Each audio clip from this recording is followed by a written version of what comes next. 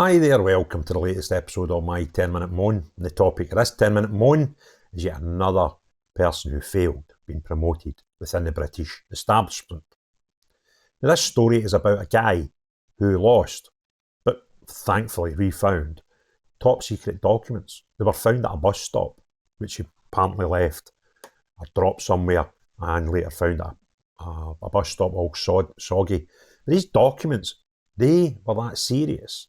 They actually declared the amounts of and the location of UK Special Forces in Kabul and Afghanistan. Now, the Americans went a bit potty because a lot of the locations they were using were shared with American Special Forces. So the Yanks were a bit peeved off. He got his clearance pulled, his security clearance was revoked, and at that point he was just about to be named the UN ambassador for the United Kingdom. Obviously, when his security clearance was revoked, that wasn't going to happen. But that was almost 5 years ago. And the gentleman that took the job is just about to leave the job. And guess what?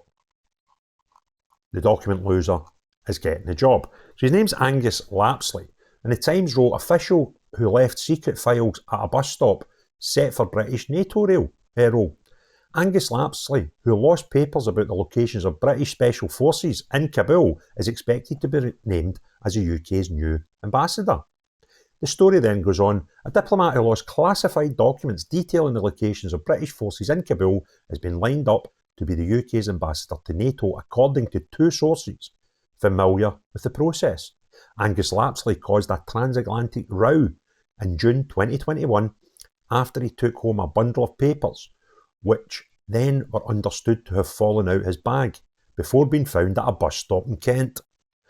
He was expected to be given the role as the UK's permanent representative to NATO years ago, but had his security clearance temporarily revoked after losing the documents. Lapsley was later promoted to be the Assistant Secretary General for Defence Policy and Planning at NATO, and recently took on a role helping to carry out government's defence review. A Whitehall source said Lapsley's official appointment was expected to be next week. We are pretty good at rewarding failure, they said. This is a Whitehall source. If approved, he will take over from Sir David Quarry, who's been the UK's permanent representative since 2022. Lapsley is understood to be highly regarded among his colleagues in the Foreign Commonwealth and Development Office. He went off and served his penance and has been leading on the Strategic Defence Review, said another source, right? However, another source who worked with Lapsley when he was on secondment to the Ministry of Defence said there should be real concerns about the decision-making behind this process.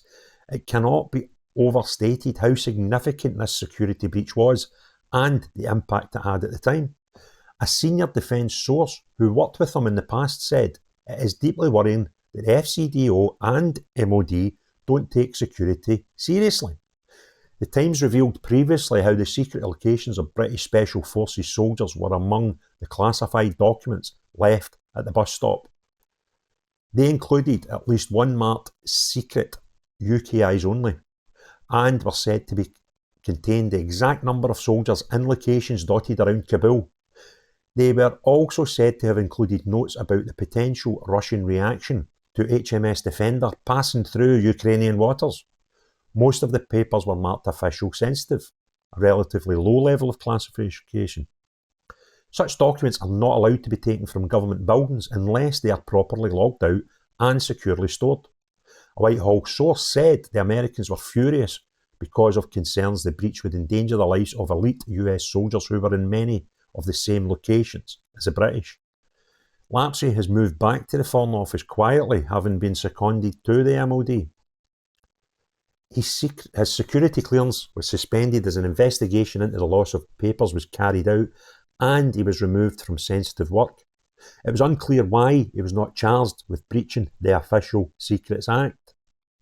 A government representative said at the time that the investigation had independently confirmed the circumstances of the loss and how it occurred, and there was no evidence of espionage. Well, that's all right then, eh? At least he's not a spy. He just leaves documents lying about near bus stops in Kent, right? But he's not a spy. In 2008, when Richard Jackson, a senior civil servant, left top secret documents about Al-Qaeda and Iraq on a train, he was charged with breaching the Official Secrets Act and fined £2,500. A member of the public found the papers in an orange cardboard envelope on a train from Waterloo Station to Surrey and passed them on to the BBC. In the case of Lapsley, a source said he picked up a wad of 50 pages from the in-tray in his desk and went home with them.